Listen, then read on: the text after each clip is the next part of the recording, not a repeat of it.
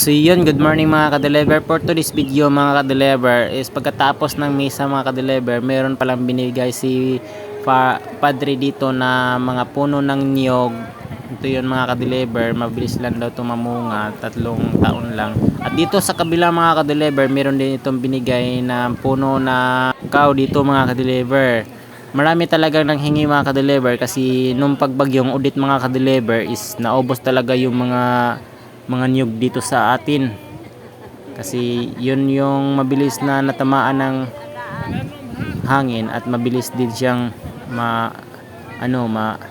mapuruhan ng hangin kasi napakalakas ng bagyong Odette mga ka-deliver. At ito ngayon yung purpose ni Padre na ito yung itatanim. At humingi na din ako ng isa mga ka-deliver kasi per family mga ka-deliver isa lang yung ibibigay para marami ding mabibigyan.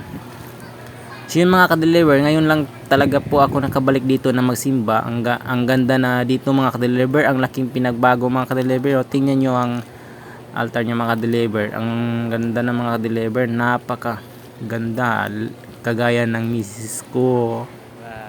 Tura. Mga ka-deliver, pauwi na kami mga ka-deliver kasi kakatapos lang ng misa mga ka-deliver. Malaki pa na lang helicopter doon sa taas mga ka-deliver. Oh. Tara mga ka-deliver, papalabas na tayo. Grabe, ang ganda talaga. So yun mga ka-deliver, nandito na ako sa labas mga ka-deliver. Thank you for watching mga ka-deliver. Hanggang dito na lang. Bye bye.